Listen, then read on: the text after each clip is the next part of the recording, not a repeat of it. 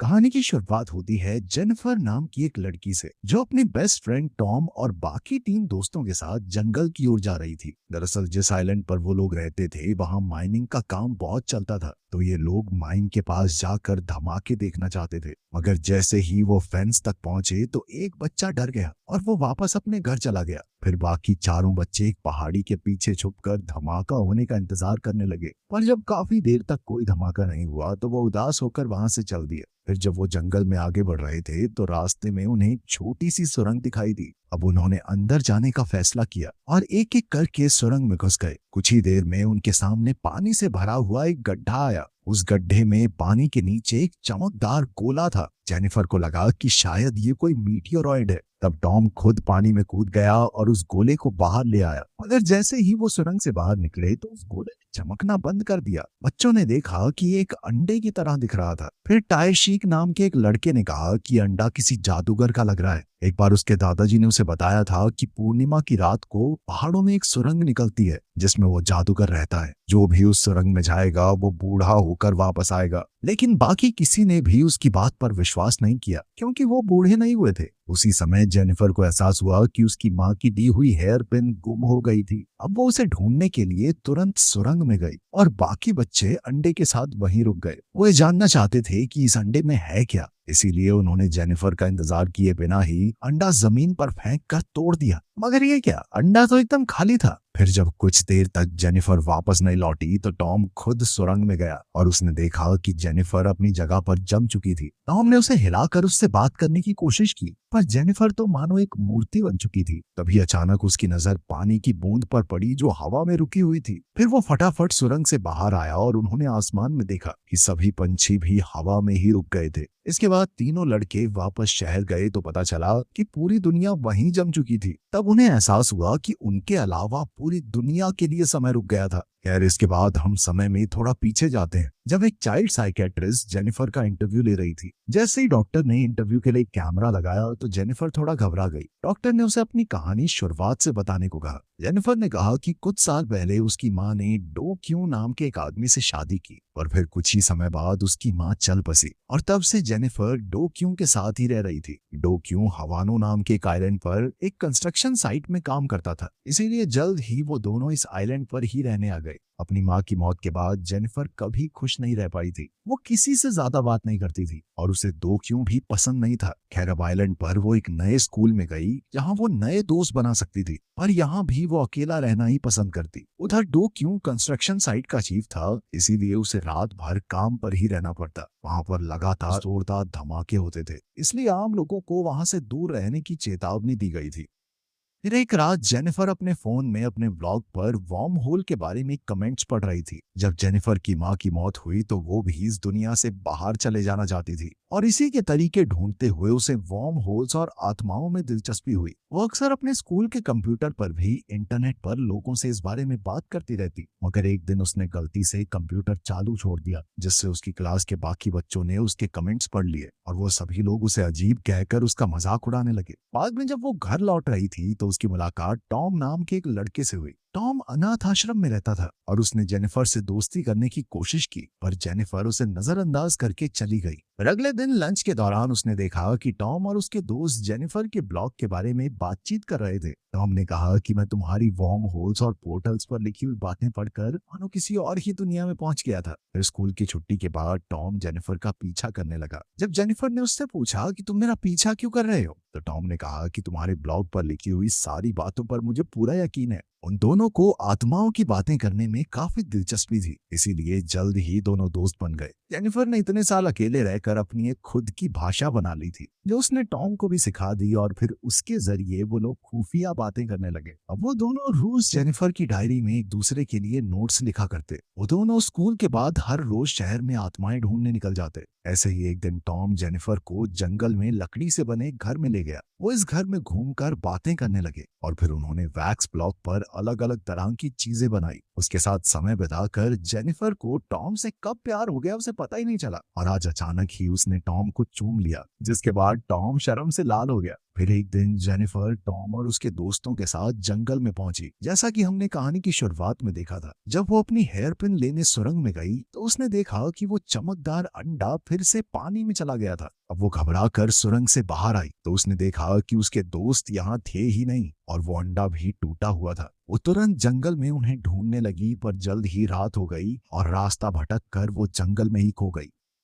अगले दिन बच्चों को ढूंढने के लिए पुलिस फोर्स जंगल में पहुंची। इस केस का हेड डिटेक्टिव आहान था। जल्द ही पुलिस को जंगल में जेनिफर बेहोशी की हालत में मिली। खुशकिस्मती से वो जिंदा थी, इसीलिए उसे जल्द से जल्द हॉस्पिटल पहुंचाया गया। कुछ देर बाद डिटेक्टिव ने उससे पूछा कि बाकी बच्चे कहाँ पर हैं, तो जेनिफर ने उसे सुरंग और चमकते हुए अंडे के बारे में सब कुछ बता दिया। लेकिन डिटेक्टिव और बाकी किसी ने भी जेनिफर की इस कहानी पर यकीन नहीं किया। वो उन्हें सुरंग दिखाने के लिए अपने साथ जंगल में ले आई, लेकिन वो सुरंग तो मानो गायब ही हो गई थी। तभी डिटेक्टिव को खबर मिली कि उन तीनों लड़कों में से एक, जिसका नाम वूक था, उसकी लाश शहर से 20 किलोमीटर दूर एक बीच पर जमीन में दफन मिली थी। पोस्टमार्टम से पता चला कि उसकी मौत का कारण अस्थमा अटैक था। अब किसी तो उसे जमीन में दफनाया था, तो वो समझ गए कि किसी ने तीनों बच्चों को अगवा कर लिया है। इस घटना के बाद कई हफ्ते बीत गए, मगर अब तक बाकी बच्चों का कोई सुराग नहीं लग पाया। इधर टॉम के गायब हो जाने के बाद जेनिफर फिर से पहले की तरह अकेली रहने लगी। उसे भी बाकियों की तरह कुछ भी समझ नहीं आ रहा था, पर जब भी वो सच कहती तो उसकी बात पर कोई यकीन नहीं करता था। फिर एक दिन अचानक उसके घर के बाहर से शोर सुनाई दिया। उसने बाहर जाकर देखा तो उसे एक आदमी जंगल की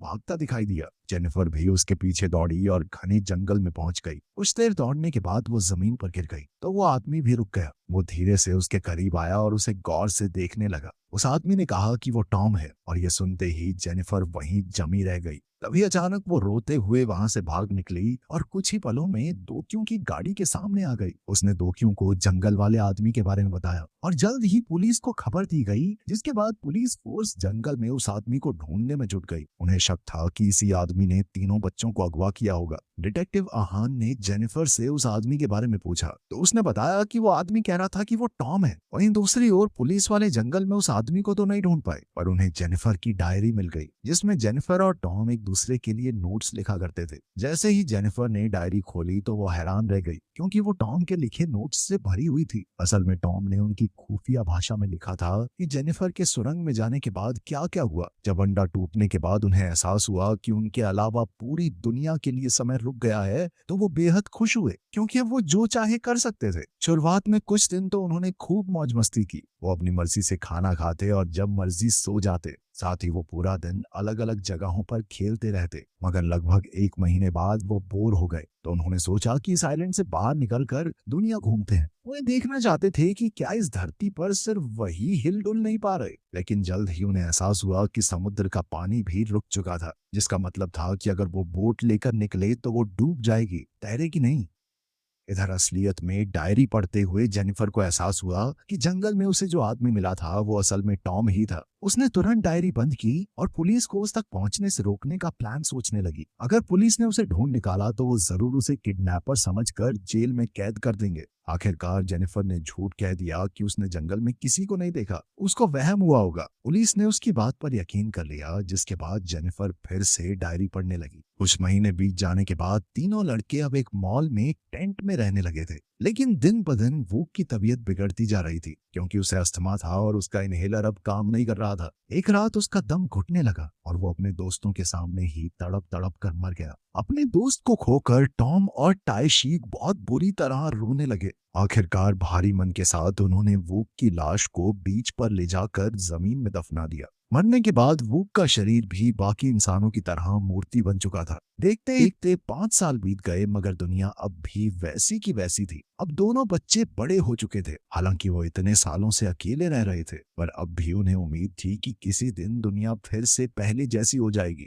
टॉम ने हिसाब लगाया कि जब वो 20 साल के हो जाएंगे तो समय फिर से चलने लगेगा। अब उन्होंने सभी लोगों से थोड़े थोड़े पैसे चुरा लिए, ताकि जब भी चीजें पहले जैसी हों तो कम से कम वो अमीर तो हो जाएं। खैर, जब वो 20 साल के हुए तब भी कुछ नहीं बदला। धीरे धीरे उनकी उम्मीदें टूट गई और वो जंगल में एक लकड़ी के घर में रहने लगे। एक दिन टॉम अकेलेपन और तन्हाई से तंग आ गया और बाहर जाकर चिल्लाने लगा। ताइशीक दूर से ये सब देख रहा था और अब उसकी भी उम्मीद खत्म हो चुकी थी। खैर फिर कुछ दिनों बाद टॉम ने देखा कि चांद का आकार फिर से बदलने लगा था, जिसका मतलब ये था कि समय फिर से चालू होने वाला है। वो तुरंत ताइशीक को बुलाने गया पर वो कहीं दिखाई नहीं दिया। उसने पूरा आइलैंड छान मारा और आखिरकार पहाड़ी की चोटी पर पहुंचा। वहां उसे ताइशीक के कपड़े मिले और वो समझ गया कि ताइशीक समुद्र में कूद गया था, लेकिन पानी रुकने की वजह से वो तैर नहीं पाया और शायद डूबकर मर गया होगा। उसे बचाने के लिए टॉम भी उसके पीछे कूद गया, मगर उसी पल अचानक दुनिया फिर से पहले जैसी हो गई। जब टॉम पानी से बाहर आया तो चीजों को दोबारा से हिलता हुआ देखकर उसकी आंखें भर आई। इधर पूरी डायरी पढ़ने के बाद जेनिफर जंगल में उसी लकड़ी के घर में पहुंची। आखिरकार वो टॉम से मिली और फिर उन्होंने पूरी दुनिया को इस कहानी का सच बताने की सोची, मगर जेनिफर को पूरा विश्वास था कि कोई भी उन पर यकीन नहीं करने वाला। वहीं दूसरी ओर पुलिस ने सीसीटीवी फुटेज से देखा कि टॉम इस वक्त जंगल में था। उन्हें शक हो गया कि वही किडनैपर है। फिर रात को टॉम जेनिफर के कमरे में जा पहुंचा, क्योंकि वो बेहद अकेला महसूस कर रहा था। वो इतने सालों से अकेला रह रहा था और अब बिल्कुल एक पल के लिए भी अकेला नहीं रहना चाहता था। फिर अगले दिन ताइशीक के माँ बाप कंस्ट्रक्शन साइट पर आ गए और दोषियों पर अपने बच्चों को अगवा करने का इल्जाम लगाने लगे। उनका मानना था कि कंस्ट्रक्शन साइट पर हुए धमाके में उनके बेटे की मौत हो गई थी और अब जेनिफर किडनैपर की कहानियां बनाकर अपने पिता को बचाने की कोशिश कर रही थी। उधर जेनिफर और टॉम चलते हुए उस अनाथ आश्रम में आ गए जहां टॉम रहा करता था। जेनिफर ने कहानी का सारा सच वार्डन को समझाया और फिर टॉम को बुलाते हुए बाहर चली गई, लेकिन उसी पल अचानक उसके पिता उसे जबरदस्ती खींचकर अपने साथ ले जाने लगे। बाद में टॉम वार्डन के पास गया, जो उसके लिए अपनी माँ से कम नहीं थी। टॉम ने उसे अपनी पूरी बचपन की कहानियां याद करवाई, जिससे वार्डन हक्की पक्की रह गई, मगर उसे अब भी यकीन नहीं हो पा रहा था कि यही आदमी टॉम है। वहीं दूसरी ओर हम देखते हैं कि दोक्यू ने जेनिफर को उसके कमरे में बंद कर दिया था और टॉम पीछे के दरवाजे से अंदर घुस आया और जेनिफर को आजाद करवाया। फिर वो दोनों एक साथ घर से भाग निकले और ये सोचने लगे कि उन्हें आगे क्या करना चाहिए। तभी जेनिफर को याद आया कि उसने सुरंग में एक चमचमाता हुआ अंडा देखा था। जेनिफर ने कहा कि वो अंडे का इस्तेमाल करके बड़ी होकर वापस लौटेगी, जिससे साबित हो जाएगा कि टॉम बेगुनाह है। मगर टॉम इस बात के लिए हरगिज राजी नहीं था, क्योंकि वो जानता था कि अकेलेपन और तन्हाई में समय गुजारना कितना मुश्किल है। वो खुद पर किडनैपिंग का इल्जाम लगने दे सकता था, मगर वो जेनिफर को उस खौफनाक मंजर से नहीं गुजरने देगा।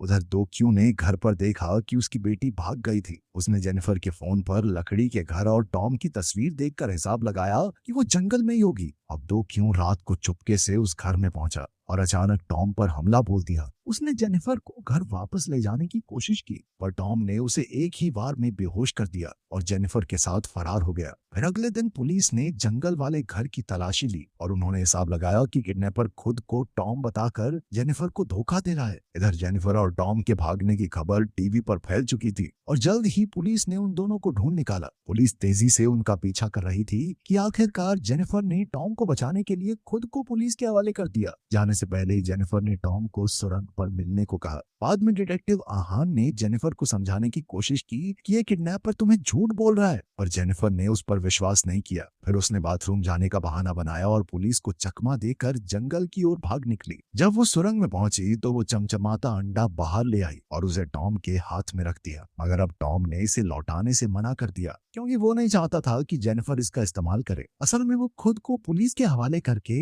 अपने दोस्तों के कत्ल का इल्जाम अपने सर लेने का फैसला कर चुका था। अचानक वो जंगल की ओर भाग निकला तो जेनिफर भी उसके पीछे दौड़ी। उसी समय पुलिस ने भी वहां पहुंचकर उन्हें चारों ओर से घेर लिया। अब वो एक पहाड़ी की चोटी पर खड़े थे और अचानक एक ऑफिसर ने टॉम को पकड़ लिया, लेकिन इसी चक्कर में जेनिफर पहाड़ी से नीचे गिर गई। डिटेक्टिव ने जेनिफर की जान बचाने की कोशिश की, मगर वो भी उसके साथ पहाड़ी पर लटक गया। तब टॉम उनकी मदद के लिए आगे बढ़ा, पर इससे पहले कि वो जेनिफर का हाथ पकड़ पाता, अचानक वो दोनों नीचे गिरने लगे। उसी पल अचानक टॉम ने वो जादुई अंडा तोड़ डाला ताकि समय वहीं रुक जाए और जेनिफर की जान बच जाए। कुछ देर बाद जब जेनिफर की आंख खुली तो उसने देखा कि वो डिटेक्टिव के साथ एक बीच पर थी। उसी पल उसे एहसास हुआ कि टॉम ने क्या किया था। जेनिफर के लिए भले ही कुछ पल बीते थे, पर टॉम के लिए 10 साल गुजर चुके थे। आखिरकार उसे वापस अपने घर पहुंचाया गया। फिर डिनर के समय उसने अपने किए के लिए अपने पिता से माफी मांगी और उन्हें पहली बार डैड कहकर पुकारा। बाद में डिटेक्टिव आहान ने जेनिफर से पूछा कि पहाड़ी से गिरने के बाद वो जिंदा कैसे बचे। जेनिफर ने कोई जवाब नहीं दिया, पर डिटेक्टिव को एहसास हो गया